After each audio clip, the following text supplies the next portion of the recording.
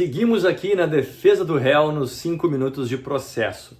Nós já estávamos no vídeo anterior falando a respeito da contestação e hoje a gente vai seguir falando nesse tema que é muito importante e seguramente merece mais do que um vídeo só dos nossos 5 minutos aqui. Então, no vídeo anterior eu falava a respeito de que a contestação é uma defesa total e que ela precisa trabalhar com o princípio da eventualidade, olhando lá para o artigo 336 do CPC.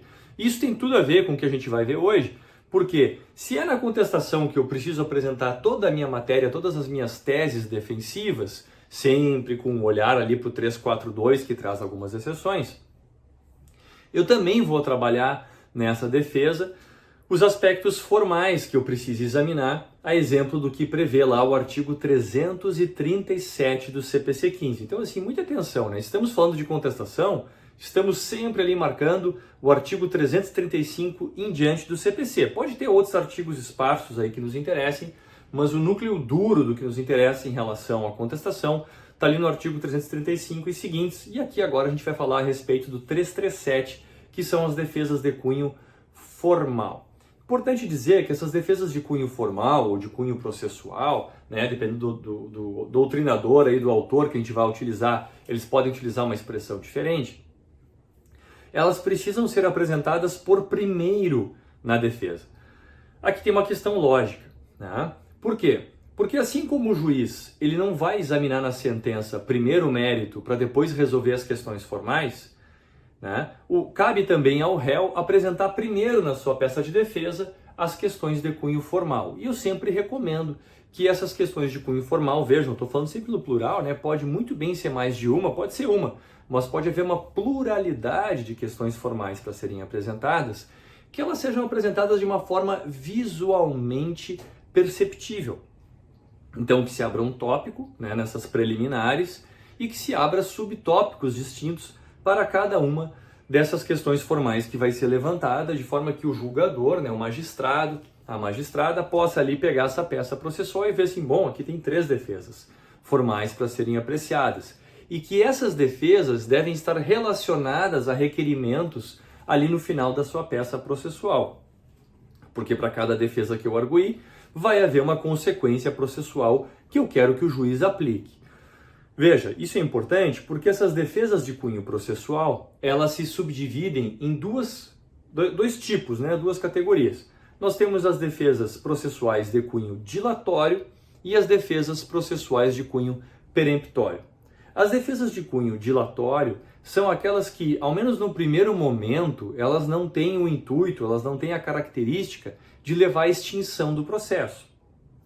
Porque muitas delas ali trazem uma característica de correção, certo? Então pode ser lá que haja, por exemplo, uma indevida concessão de gratuidade judiciária, que pode ser corrigida com pagamento de custas, pode ser que haja algum elemento da inicial que ainda seja passível de correção, como por exemplo a questão do valor da causa, dentre outras questões ali, como incompetência também do juízo, fazendo com que se o juiz se declarar incompetente, ele vai remeter para o juízo que seja efetivamente competente, seja por um critério absoluto, seja por uma cláusula de eleição de foro, enfim, aí vai caber examinar exatamente qual é o caso. Mas essas defesas possuem, portanto, um cunho dilatório, apenas estendendo o andamento do processo. As defesas de cunho peremptório, elas têm como característica levar ao fim do processo, levar à extinção do processo. E dentre essas a gente encontra, por exemplo, a questão que envolve a coisa julgada. Se o julgador reconhece que aquela demanda que está sendo proposta ali, na sua totalidade, ela incide naqueles critérios para se reconhecer a coisa julgada, né? Se existe uma causa já decidida que envolva as mesmas partes, causa de pedir e pedido, conforme os critérios fornecidos pelo próprio artigo 337, o julgador vai extinguir o processo sem julgamento do mérito, certo? Dentre as outras opções que possa haver ali também, né? É importante referir, o próprio artigo 337 traz os critérios para se saber distinguir o que é litispendência e o que é coisa julgada, e também ele nos traz, ali no parágrafo 5º, elementos importantes que precisam ser considerados para defesas que têm que ser apresentadas na contestação e outras que podem ser deixadas para depois, porque o parágrafo 5º aponta ali 2 questões que o juiz pode, melhor dizendo, 2 questões que o juiz não pode conhecer de ofício e as outras matérias ele pode conhecer de ofício, ou seja, ele não precisa que o réu a suscite na sua defesa para que ele possa apresentar e examinar isso numa sentença ou em algum outro tipo de decisão. Tá bem? Bom, essas eram as considerações hoje a respeito da defesa formal e a gente ainda vai voltar mais em outro vídeo a respeito da contestação. Certo, pessoal? Obrigado, até a próxima!